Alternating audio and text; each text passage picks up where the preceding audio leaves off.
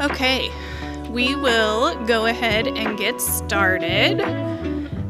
So for those of you, if I do have any professionals that are earning continuing education credits, this is your check-in code.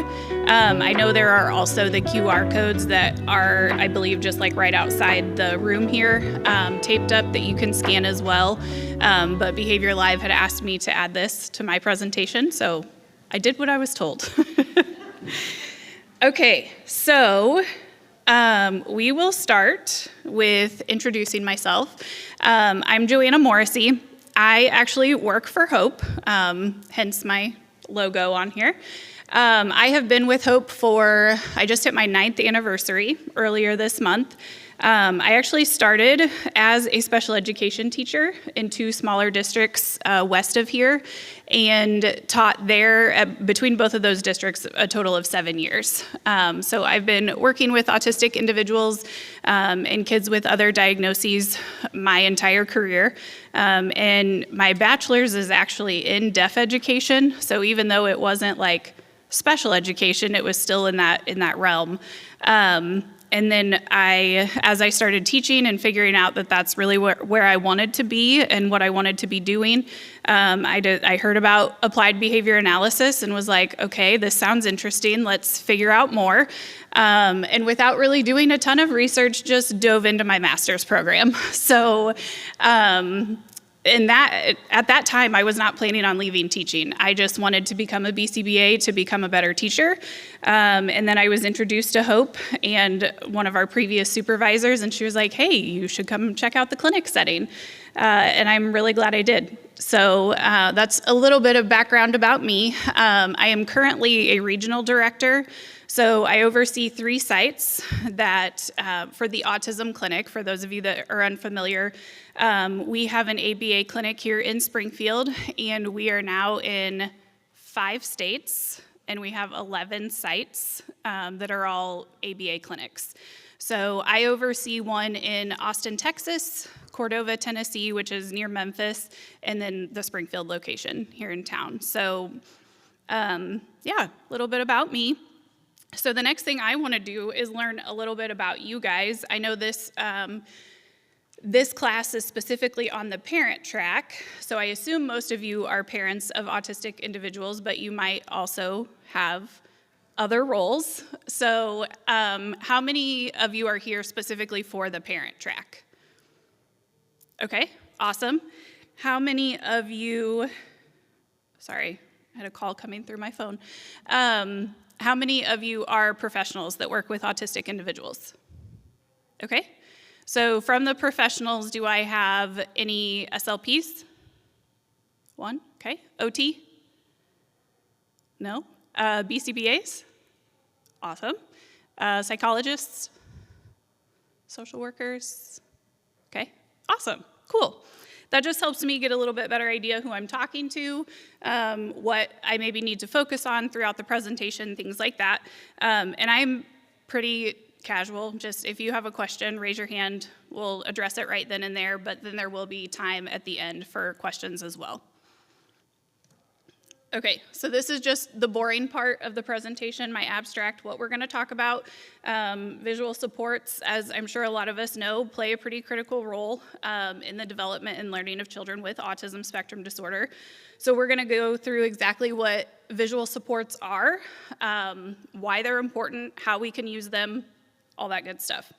Before I move on to that next screen, and this part of it is not in my PowerPoint, but I wanted to go through some myths and facts about visual supports and kind of do a myth busters of visual supports for kiddos with autism. Okay, so for this first one, tell me if it is a myth or a fact. High-functioning students with autism don't need visual schedules. Do you think it's a myth? Myth? Yes, you would be right. That is a myth. Just because they may be high functioning and are able to read and maybe don't have as long of a processing time does not mean that visual supports can't help them. The thing to remember about that too is just because we talk about visual supports or a picture schedule or a visual schedule does not mean it has to be like elementary and have all of the pictures and things like that. We can make visual supports to work for any level of kiddo, any level of reading ability, anything we need it to be, we can make a visual support of. Okay, next one. Visual schedules for autism make students rigid. Myth or fact? Myth, absolutely, yep. Visual schedules can actually help them become less rigid and encourage flexibility for them. So if they're used to seeing their schedule and knowing like they come in every day and they check their schedule, then they know that there could be surprises that pop up in their schedule and something maybe a little bit different from day to day. So that's an important thing to remember is that it can actually help them become more flexible and less rigid in their structure, in their routines, things like that. Okay, students become dependent on visual supports. Nope, that's a myth as well. They can depend on them, absolutely, but it doesn't mean that they can't function without them.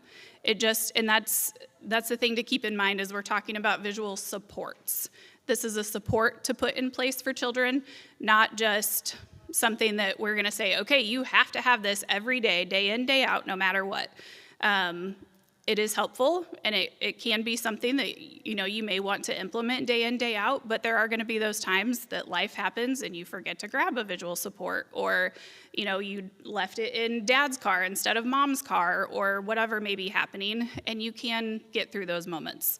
So something to keep in mind as well. Okay, once a student knows the classroom schedule, they don't need the visual schedule. Okay, yep, that's also a myth. Absolutely not true, because like I said, sometimes there are field trips that pop up, or maybe there's an active shooter drill in the classroom, or an emergency happens at home, and we have to do something different in our routine than what is typical. That classroom schedule, and some of those things we can't plan for, obviously, but that also means that it helps teach them to know that they can't always plan for everything to be exactly the same day to day. So that helps them, again, with that flexibility. And then the last one I have, visual schedules or visual supports are always just daily picture schedules. No. Like I mentioned with the first one, that we can make a visual support in any way we need to. One of my favorite stories is we had a kiddo at the clinic who was there for several years. He was a savant with dates. He could remember dates like nobody's business. And actually one of our clinicians was expecting at the time, and he predicted when she would have her baby, and he was like a day off. So he just could remember everything. But there were times he needed those social stories. He needed reminders about because he also loved people's hair. So if you had really long, beautiful hair, he always wanted to come touch it and like run his fingers through it, but he would come like barreling at you. And so, I think he was like 12 or 13, but he was like 5'10" by the time he left us. So you've got this 5'10", 13-year-old running at you, and it can be a little intimidating at first. So right then and there, like in the middle of his therapy session, his technician went and grabbed a piece of paper and wrote down, like, this isn't his name, obviously, Billy will walk up to people who have nice hair. Billy will ask, "Can I touch your hair?" Billy will accept if they say no and touch hair gently if they say yes. He read that through 4 or 5 times, and within 5 minutes, he was doing that within his session and able to continue doing that as well. It wasn't something that was just for that day. He remembered it the next day, and if he did need a reminder, we had that just written piece of paper that we needed. It wasn't anything we created on the computer. It wasn't anything that had a lot of detail to it, no pictures, no frilly anything. It was just simply our handwriting on a piece of paper. So that's one of my favorite stories to tell about visual supports and how minimal they can be. They don't have to be anything extravagant by any means. So let's get into the nitty-gritty. What are visual supports? So these are tools that use visual elements to assist in communication, learning, and behavior. So some examples can include picture schedules, communication boards, visual cues, timers, social stories, and labels. So even just like a label maker label can be a visual support. And I know a lot, like I have labels on everything at home. Even like in a filing cabinet with all your tabs and things, that's a visual support for anyone. So they can be very simple, nothing crazy. And I've got, as we get going through this, I have pictures first, like on my PowerPoint of different examples. And then I also have this whole table full of visual supports as well. I'm not sure what the best thing to do yet is, whether to pass them around so everybody can look at them or have you guys come up at the end, but we'll kind of figure that out as the presentation goes along. So why are visual supports important for children with autism?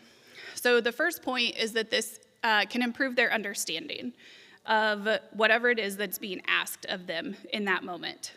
So children with autism often respond better to that visual input than verbal communication alone. And that can be true for anyone, not just someone with autism. So I know, as I get older, and I'm not that old, but there's always the joke of, I can hear the TV better with the subtitles on, right? So that's always helpful to be able to have that visual to go along with whatever it is that you're trying to communicate. This can reduce anxiety. So if they come in and they know, like I was saying earlier, they come in every day, they check their schedule, whether that's at home, at school, at therapy, they know what to expect for the day. And so they can prepare if there is a surprise on their schedule that normally isn't there. Or they can ask a question about this new thing that they see on their schedule. What time is it going to be at? Who all will be there? What will we do? We had one kiddo who we needed to work on like fire drills and tornado drills with him. And so we would just throw in surprises for him. When we first started working on it, we of course put it into his schedule so that he could come in and see that that would be happening. But we also needed then to prepare him for those times where we couldn't know that there was going to be a fire drill or a tornado drill. And so we would just throw them into his schedule with no warning. And because we took the time to systematically prepare him and added it to his visual schedule and then slowly faded that back, he was able to successfully, when we were in the middle of a reinforcement break, we would say, okay, we have a tornado drill, we need to go in the hallway. He would put his stuff down, stand up, and come with us. And so because we were able to do that, he knew what to expect from a tornado drill from having practiced this, and it reduced his anxiety about it. Enhanced communication. So visual supports provide an alternative way for kids to express themselves, especially if their verbal skills are limited. So, and I know a lot of times too, we may have kiddos who they can talk and they will try their darndest to communicate verbally what it is that they're trying to say, but their speech may not always be clear. right? They may have some speech impediments or stutters, things like that they struggle with. And so even if they have the ability to talk, it can still be helpful to use other visual supports to really make sure we know what it is that they're trying to communicate to us. And so the last point here of why visual supports are so important is that it promotes independence. So as much as some of these myths say, they become dependent on it, or they have to have someone with them all the time showing them the visuals, that is not true. This actually helps them be able to complete tasks independently, when they have that visual readily available to them. One of the visuals I have up here is just a quick social story. It does include pictures on this one with like diagrams and things of how to put on deodorant. And so that's something that, you can hang in the bathroom or a kid's bedroom, and then they can just go, you tell them, okay, go put on your deodorant. They can go to their room, look at that visual, and not have to have you right there by them to make sure it's getting done. They know that they can go look at that and follow the steps to be able to do that. Okay, so these are some of the pictures I was saying that we have. So some types of visual supports would be picture schedules. There's a lot of different variations on here, as you can see. So you've got what I would consider like a typical classroom schedule in the middle with the blue hanging rack that it's in, or hanging organizer. So that's a really early start, 6:45. Woo. Hopefully no schools are starting at that time. Unless maybe it's homeschool or something, that would make sense. So they can get up and, go through everything and see what's going to happen for them. So at 6:45, after they've woken up, they're going to do some reading. 7:30, they're going to have breakfast. 8 o'clock, they're going to brush their teeth. 8:30, it's time for preschool. 12 o'clock, lunch. 12:30, nap time. 2:30, outside. 3:30, playtime. And it looks like 4:30 is sensory. So then this, gives, whoa, sorry, I got excited. This gives them a breakdown of their day, and they know what to expect. I would guess this child most likely is leaving for preschool from 8:30 to 11:30 maybe, and so parents don't have that breakdown of what's going to actually happen during preschool, but I bet when they get to preschool, there's another visual schedule that they could go to and follow and know what to expect for the day. For the one on the far right where it says morning routine with the check marks and then the red, I know we have had a lot of kids who like to see when their stuff is complete. So they want to see that it's checked off. It's done. I don't have to worry about that anymore. We're over it, we've moved on. So then that just allows them to be able to cover it once it's completed and know, green means we're good to go, it's done, it's off your list for the day. And then the other two similar is the today's schedule on the top left. It has just the variety of activities. What we have been able to do some with our kids too, and in my classroom as well, is let them have a choice of what it is they want to do in what order.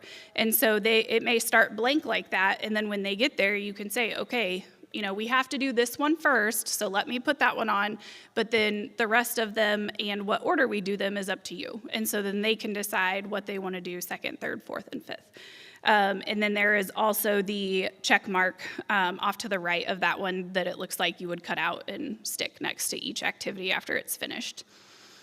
And then the bottom one on the left, my daily schedule, similar things, just has the pictures on there so they know exactly what to do. It's gonna, you're gonna start left, top row, go all the way across, then come down to the second row, go across. And we have had kiddos that follow this one as well, and we keep just like a dry erase marker with us, and then we just exit out or have them exit out once it's done so they know it's complete. Okay, so some other picture schedules. These are a little hard to see on the screen, so I apologize for that.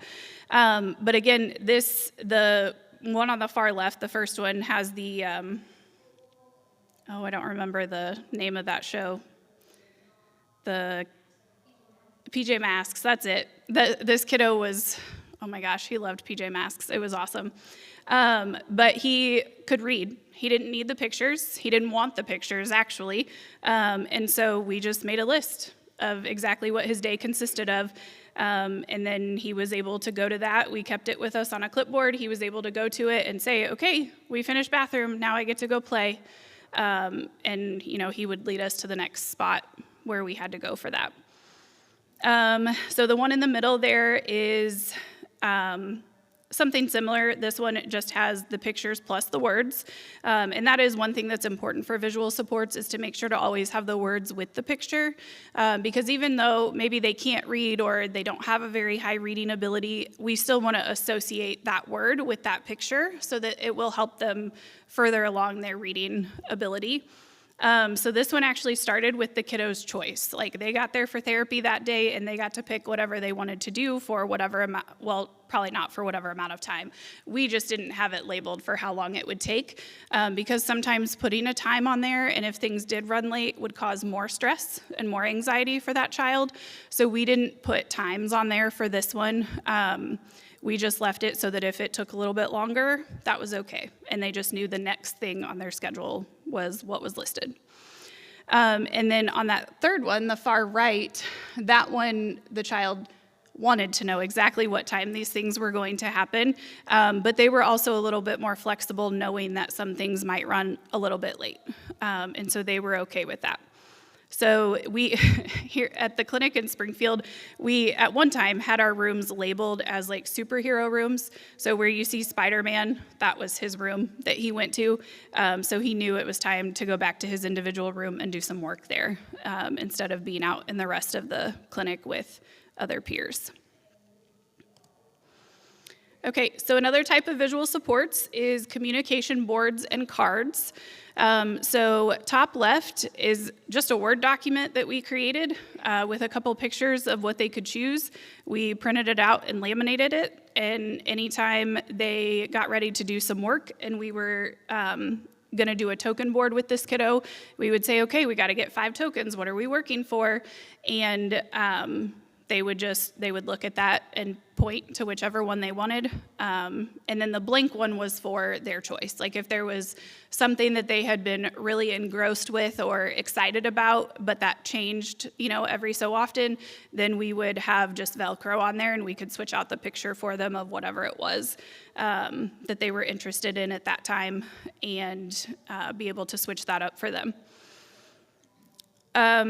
If a kiddo needs a break, so that's what the next one is to the right, is that if they need a break from working, they can choose one of these options. So they could go for a walk, they could just sit quietly, or they could work, but for this instance, it was like not a preferred activity, but it was like work as in sitting at the table and maybe like writing numbers versus having to do whatever target we were actually working on at the time. And then the last two are PECS books. If you guys have heard of PECS, Picture Exchange Communication System. And so these are just a couple examples of those. The one on the left is a homemade version where they just took like a 3-ring binder and cut off the bottom of it so that it looked similar to like the PECS book you would buy from the actual company. And then they had the tabs in there they just bought from Walmart or somewhere with the Velcro across the outside, so that they could still have the tabs of pages for the child to choose from. To flip through. And then the one on the right, like I said, is the actual PECS book that you would buy from the company. And most of those come pre-Velcroed, so you don't have to hurt your fingers, with all the sticky Velcro, and all of that's already done. All you have to do is add the icons or the symbols to it. Okay, so social stories, again, you can include pictures if you need to or if you want to. You absolutely do not have to. And here's the social story about the hair is on here. Sometimes I like the way my friend's hair looks. I can look at my friend's hair with my eyes. I will keep my hands down when I look at their hair. I will not touch my friend's hair when I see them. I can talk about hair and ask questions about hair. So that was another one we had to do later. So yeah, lots of different options. The same kiddo that for the hair had this summer one as well, because our schedules would change sometimes from school to summer based on when the kids could come for therapy. And so we just had to let him know, like, okay, instead of coming every night from 4:30 to 6:30, now you're gonna come, you know, Tuesday, Wednesday, Thursday from 8:30 to 12:30 or whatever it may have been. But we just had that written out with him. He could take it home with him if he needed. He could keep it at the clinic, whatever worked for him. And then there's one there with pictures and verbiage about personal space, making sure everyone has their own personal space. And then, of course, our favorite COVID times, how to wear a mask appropriately, and teaching them that, you know, some people in masks might look scary, it might not be comfortable, but it's okay. This was one I think we had actually, well, our communications department actually made us one, which was fantastic. But then several, as COVID was going on, there were several on Teachers Pay Teachers. If you're not familiar with that website, I would check it out. You don't have to be a teacher to have an account with it, but they have a ton of visual supports and things already pre-made. Sometimes they're free, sometimes they are $3. So that can be a good resource as well for you guys. Teacherspayteachers.com. Yep. And this one on here was from Teachers Pay Teachers. So, okay, reinforcement visual supports. So these can look however you need them to look. We do a lot of first then at the clinic. So this is to help them remember that they will earn a reinforcement break after they finish working. So it's, you know, first it's got the kiddo at the table with their work there, and then this is one of the gross motor rooms in our clinic. We call it the jungle gym. So then they knew they got to go to the jungle gym next after they finished their work. So that is something that works really well for a lot of our kiddos, and they like it. Like because then too, I'm gonna step away from the mic for just a second. Okay, so this is an example of one, and it's just a file folder. And on the inside, we have more Velcro for them to be able to store the things in here. So you can store their schedule, you can store the reinforcement cards, like pictures that they're gonna choose for their reinforcement. And then when you close it, you can put, you know, first bathroom, then iPad, or, you know, whatever it might be that you're working towards at that time. This, though, is used for reinforcement, not just for a schedule for the kids. So you wouldn't want to do first work, then bathroom. Like, that's not fun, right? To go to the bath. I mean, I guess some kids might enjoy splashing in the sink or something, but typically this would always be a reinforcement for them. So it's not used just as a schedule. The next one we have on there is a Pete the Cat token board, and I have a couple of these up here as well.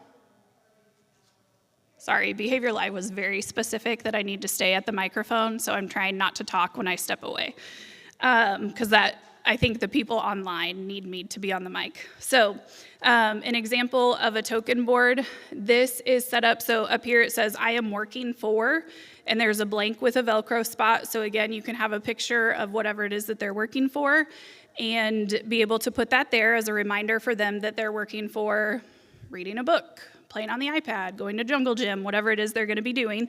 And then my goal equals, and on the back of this, we have extra cards for however many tokens it is that they may be working for. So then you can pull off the number 3 and put it here so that the kiddo knows I have to get 3 tokens.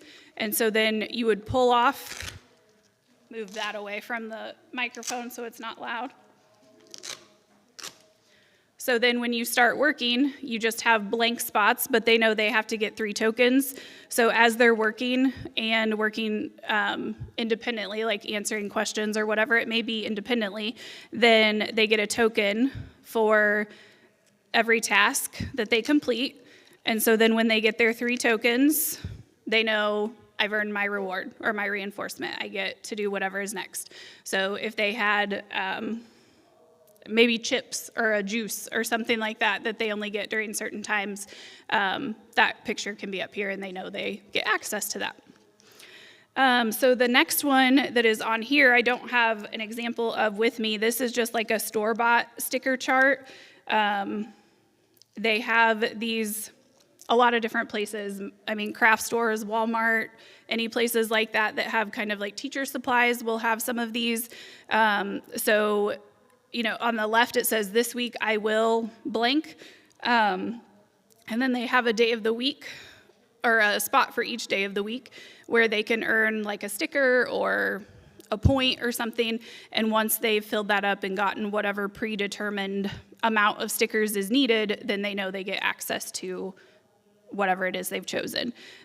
This, in my mind, would be used more for a little bit older kid who can wait for that reinforcement instead of someone who needs that immediate reinforcement. So this could be like a chore chart at home, or if you're working on potty training, different things like that is what that one would be most appropriate for. Okay, so another type of visual support are timers. This is pretty self-explanatory, but there are, I mean, you just type in on Amazon timers, and you're gonna find so many different kinds of timers. I don't know if any of you as parents have used like the stoplight timer that, yep, so I know one of my girlfriends used it for when her son could get out of bed. So it was red until a certain time. When it was yellow, that meant he had like 15 minutes left that he had to stay in his room. And then when it was green, he knew he could get up and come out, you know, to the kitchen or living room or go wake them up, whatever it might have been. So yeah, plenty of examples of timers. Obviously, all of our phones now have those as well, iPads, other tablets. And there's some pretty fun ones too. The one in the middle too is just like on a website. You can just Google, you know, visual timers and not have to pay for one, and you can just pop it up on a website and be able to use that for your kiddos. Okay, so areas for effective implementation. The biggest thing in my book that is the most important is consistency. If you're going to use visual supports, you need to use it everywhere. It's not just going to be for one activity, for one time, for one day. Like, you need to do it all the time. Part of my job, too, is to do school consultations. So schools can contact us if they're having a hard time with you know, a student's behavior or whatever. They can reach out to us, and we can go to that classroom, observe, collect some data, figure out some additional strategies that might help in the classroom. And one of my biggest pet peeves is to be like, well, we tried that, it didn't work. Okay, well, how long did you try it for? 2 days. Okay, let's try it a little bit longer. They haven't had time to acclimate to whatever that change is. And one thing that's really important too is anytime you're gonna implement a new strategy, I always tell parents, teachers, whoever, is going to get worse before it gets better. Because you're implementing something new that they're not used to, so there's change that they're unfamiliar with, and most likely they are trying to use their regular, like any behavior that had been reinforced previously that would have gotten them what they wanted. If it's not working now, they're gonna up the ante, right? They're gonna try a few more things to see if they can get what they want or whatever it is, and then if they can't, you'll see it come back down, okay? So using visual supports regularly and consistently to help them learn what to expect. Individualization is also a big one. What works for one kid may not work for another. So again, similar thing with teachers is, well, I use this, you know, token board with this kid, but Johnny didn't like it. Well, does Johnny like PJ Masks? Does Johnny like Pete the Cat? Like, maybe we need to change that part of it up. Maybe Johnny needs to only earn 1 token right now, whereas Benji can get 5. You know, there's a lot of different things that need to happen and be taken into consideration when you are implementing visual supports. Simplicity, keep visuals simple and easy to understand. It does not need to be anything complex. Like I said, the kiddo with the hair, we hand wrote that out for him. right there in the moment, and then we went back and typed up what we needed to, just to have a sturdier version of it. We went and laminated it and all that stuff.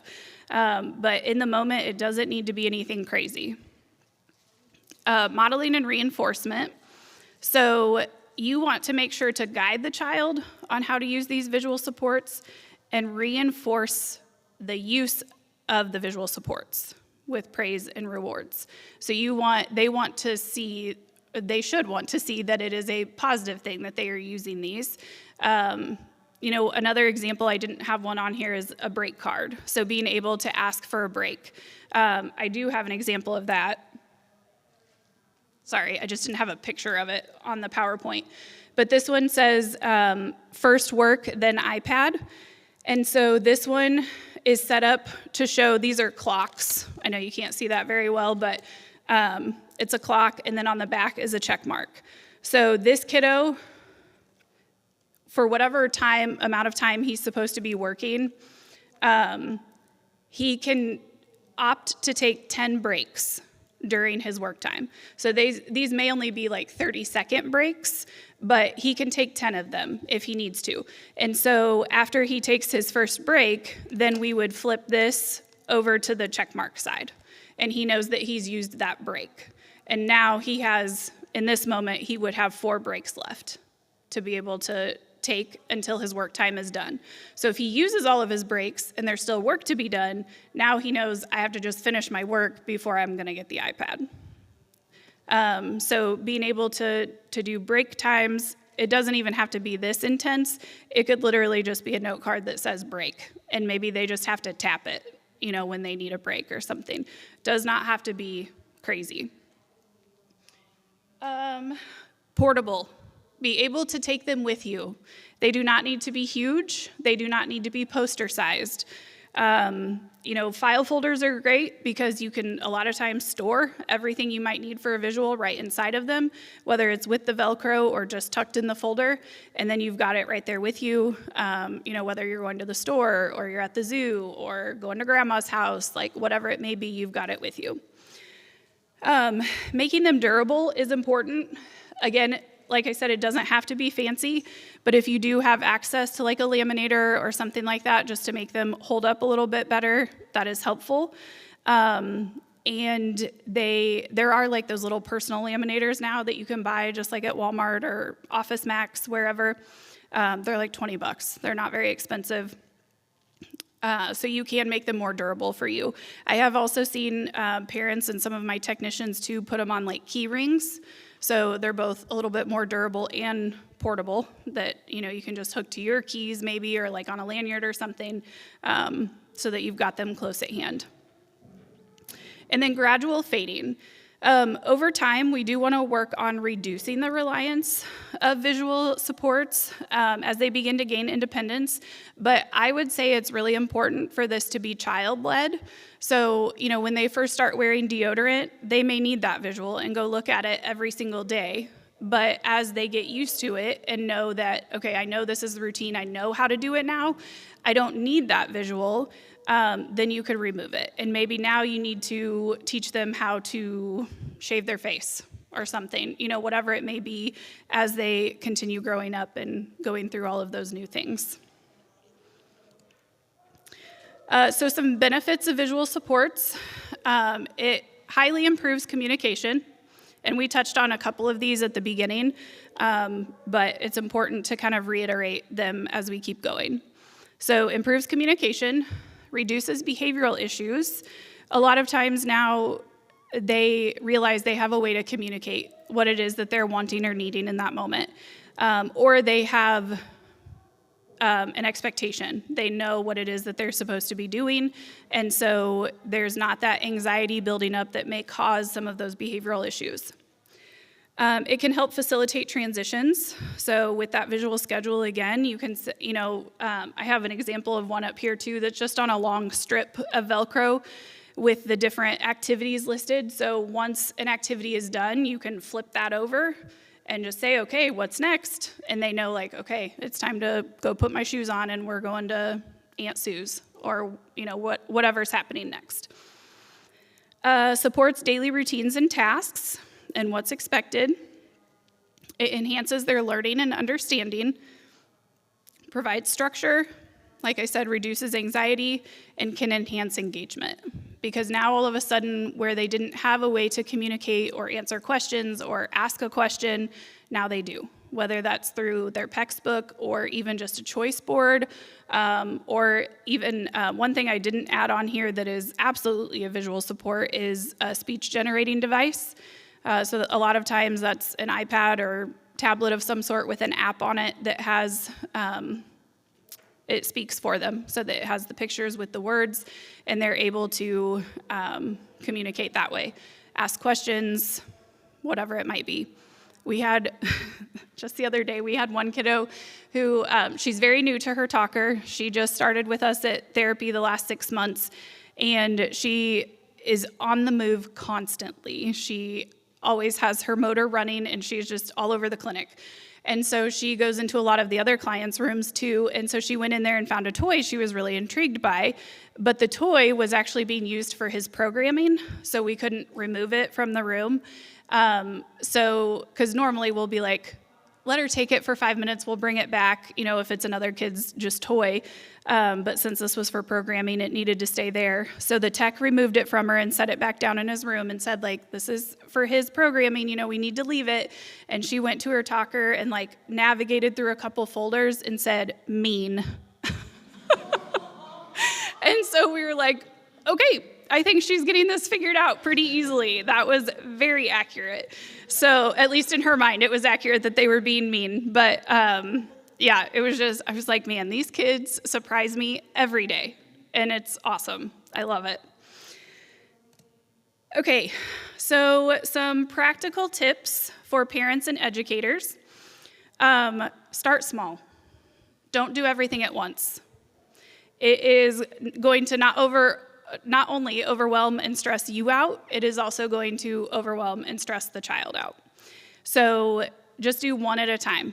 If you feel like the visual schedule is the most important part, they need to be able to see what their day holds, start with that. That's all you need to do. And at that, it could just be their morning schedule. Maybe one of the ones we had up here had reading at 6:45, breakfast, brushing their teeth. Maybe you stop at preschool.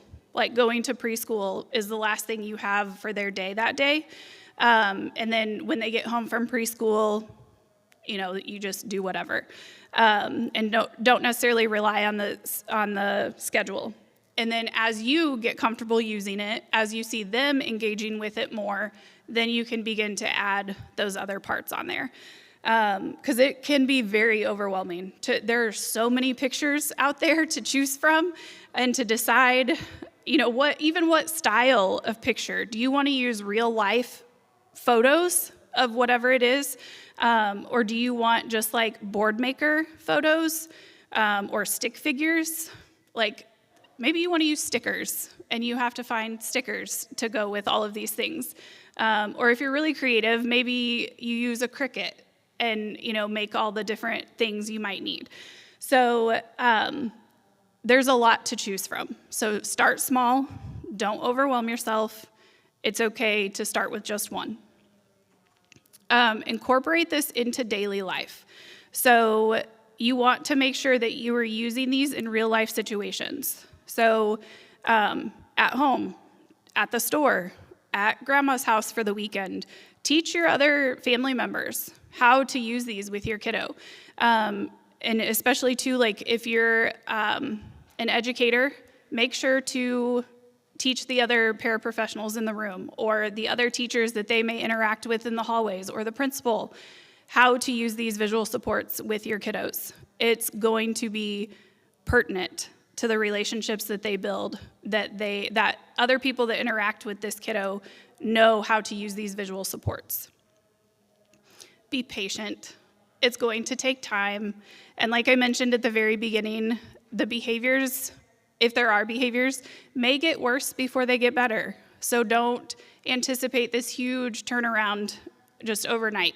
It's going to take time for the child to get used to it, for them to understand what is expected from these visuals, and to want to use them effectively. And it's going to take time for you too. It's a new thing to your routine that you're adding. It's not just the child getting used to it, because if it's mom doing most of the making of it and setting it up, then you've got to teach dad, and you've got to remind dad to do it. Siblings should be pitching in on this too. Any babysitters, cousins, playmates, that might need to know how to do it, like include everybody that your child interacts with. Daycare providers, anyone that you might need or that would be interacting with your child. Encourage participation. So I kind of already touched on this. Participation for other people, other family members, but also let the child choose. Maybe they have a say in what it is they want their token board to look like. Or maybe they did love PJ Masks, but now they really love, I don't even know, Paw Patrol. And they want to switch to that. Let them have some say in what it is that they want it to look like. And that will most likely increase their engagement with it as well, because they'll be excited to use it because it has their favorite character or, whatever maybe on it. Okay. So moving into my conclusion, this basically is just a summary. Visual supports are so important and so powerful and don't have to be that big of a deal. They don't have to be this grand thing that is like Pinterest worthy and all of that stuff. It can be simple. So keep that. I feel like if that's the biggest takeaway from today, keep it simple. Don't overwhelm yourself. Don't stress yourself out in trying to implement these things. Every little piece that you are able to do is going to be helpful. And then by providing clear, predictable cues, we can reduce anxiety, support their learning, and encourage more effective interaction with the world around them. And that's we want our kids to be included, right? We want them to be able to be in any environment and feel like they can communicate and do whatever else anyone else can do or will do. So, yeah. All right. Any questions for me? Yes. Okay. I know that I'm a teacher. Okay. I know that water maker packs can be expensive, so Yep. I use a website that's called Lesson Pix. Okay. It's Pix, P-I-X. Okay. Oh, I've heard of this. Yep. It's really wonderful, and it already has, you can search, so you can look at pre-made stuff that someone else has made. Mm-hmm. You can type in checklist, you can type in visual schedule, and it helps you search, and you can create your own boards. Okay. I use it a lot. Yeah, that's a great tip. For those online, she was suggesting another website. It's called lessonpix, Pix.com. Yeah, I think I'm going to say maybe $20 Okay. a year, so it's Oh, affordable. yeah, absolutely. Okay, yeah, that's great. Any other questions? Okay, I don't normally go through my resources page, but I do feel like there's some good ones on here. So the Autism Helper she has a blog, an Instagram. I think she's got her own Pinterest page. She has a lot of stuff, visuals, worksheets, like anything you could imagine. She has a ton on there. She also does, I think she does some CEU trainings as well. And does like videos, lives, and all of that kind of stuff to talk about different things. So she's a good one. And then these others are just places that I pulled research from. So Autism Speaks, the Treetop ABA Therapy, World Health Organization. And then the myth stuff that I went over at the beginning is autismclassroomresources.com. They also have a ton of downloads on their website as well that you can download and print off. And autismclassroomresources.com. Mm-hmm. Okay, and then here's my information. If you guys ever have questions, comments, anything like that, are interested in ABA therapy, even just want to come tour and see what an ABA clinic looks like, feel free. Yeah.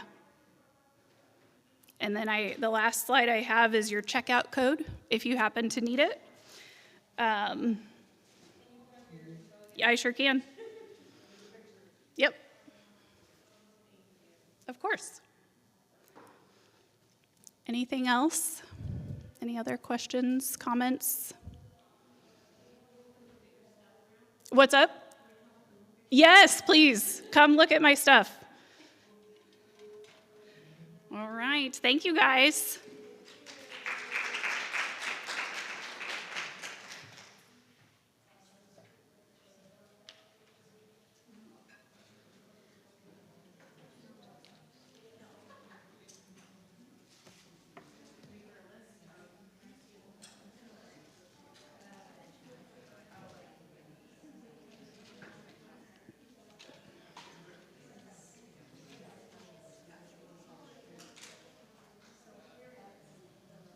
You can tell this is a very well-loved textbook. This is a brand new one. Yes. Yeah. That's the struggle with the smaller ones is how many icons you can fit in there. Because you also want the icons to be big enough that like little ones can hold them. So, yeah. Right. Yes. You sure can. No, that's okay. Just turn my laptop around.